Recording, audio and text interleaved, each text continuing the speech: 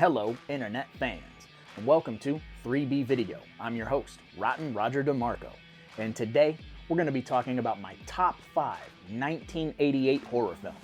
But first, do you like listening to podcasts? If so, run on over to Spotify or one of those fancy podcast apps and look up the 3B Video Deep Cut Podcast, where you can listen to me, Evil, and Remix, and some guests talk about a bunch of weird-ass movies.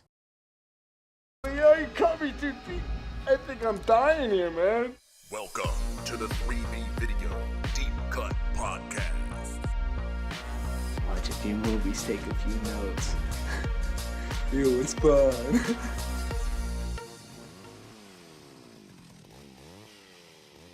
Also, make sure you follow the Slash and Cast Podcast Network on YouTube and all other social media. Do that. Or me, Riley, Nick, Evil, and Remix are gonna punch you in the face. Probably not. As always, here's your little disclaimer. The way that I do these lists is not by which films are the most technically sound films or the best films of the year, so to speak. The way that I do this is just by the amount of fun I have with these films. So my list is gonna be way different from your list. I'm sure of it. Tombstone reference, deep cut. But either way, let's move on, shall we? Coming in at my number 5 horror film from 1988 is John Carl Buechler's Friday the 13th Part 7, The New Blood, right? You can't talk about 1988 without putting Jason in here, especially Kane Hodder Jason. Angry, big, buff, hostile. What else can you say about this movie? Sure, the MPAA neutered it a little bit, but we get the most iconic Jason design ever. If you haven't seen this movie, what are you doing with your life? You should do something about that and see it. I mean, it's the 7th Friday the 13th film, so don't go in expecting Gone with the Wind-esque dialogue, but go in expecting a body count and Jason doing his thing. It had to make the list. Sorry for all of you who thought it was going to be number 1. But moving on to my number 4 horror film from 1988 is the Chiodo Brothers' Killer Clowns from Outer Space. Bodo. This movie is a staple in 3B Video. This was one of those childhood horror films that kind of eased me into watching people get melted or murdered or turned into puppets, but it's just soft enough that your kids could watch it. It might create a phobia of clowns, coulrophobia, or is that a fear of cauliflower? I don't know. But either way, it might do that to your kids, but it's a good gateway film. If you want to watch clowns run around and turn people into cotton candy, if you want to watch balloon animal dogs run around, killer shadow puppets, and very, very aggressive murderous popcorn, then this is the movie for you. But if that seems a little too cheesy, I don't fault you, but this is right up my alley, and that's why it had to be my number 4 horror film from 1988. Moving on To my number 3 horror film from 1988, John Carpenter's They Live. Boy, it was tough to not put this at number 1. I struggled with this list, believe you me. If you want to watch Rowdy Roddy Piper get into the longest back alley brawl with the one and only Keith David over a pair of sunglasses, then this movie is for you. If you want to watch Buck Flower go from homeless vagrant to martini sipping rich dude, this movie's for you. If you want to learn all about the subliminal messages used in media and magazines and all this crap, this one's for you. This movie is way deeper than people give it credit for. When I was a kid and I saw this movie, I was floored by the amount of social commentary in this movie. And sadly, it didn't have a very big following until maybe the last 15 years, but I have championed this movie my entire life. This was one of the first horror tattoos that I ever got, and I can't say enough good things about this movie. I've done recommends about this movie. We haven't done a live stream or a commentary, but we talk about this movie a lot. You get the idea. And that's why it had to make my list. So moving on to my number 2 horror film from 1988 is John Fasano's Black Roses.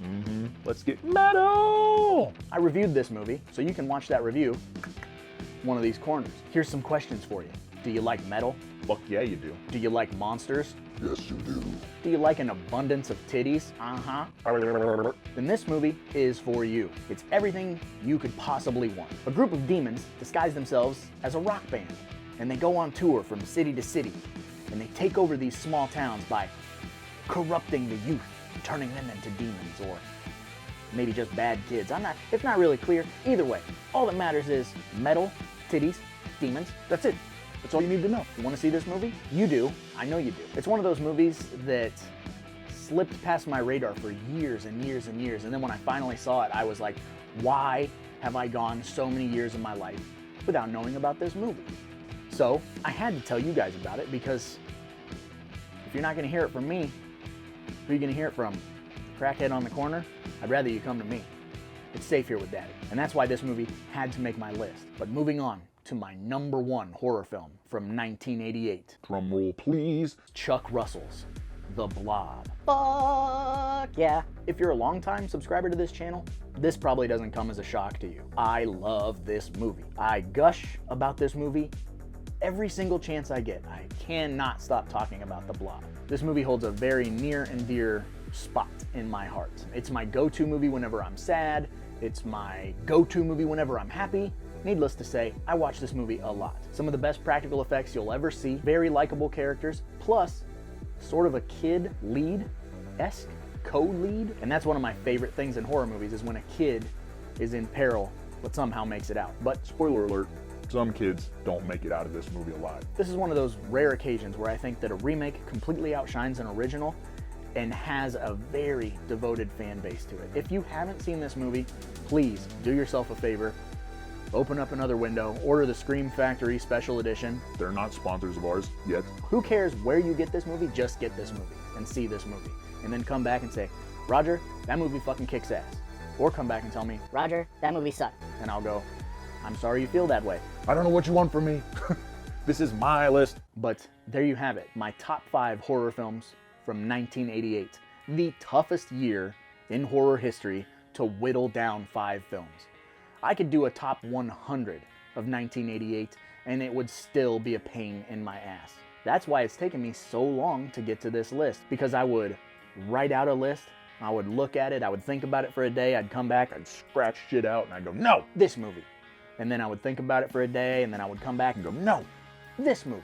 It was just very tough for me. So let me know your list in the comments, because I'm sure that your list is going to be way different from mine. And I'm excited to talk with you about the horror that came out this year, because there's so much good stuff. Not a lot of bad apples in the bunch, if you know what I'm saying. But on that note, I suppose I should probably get going, because after all, there's a lot of movies out there and somebody's got to watch them. So why not me, right? 89.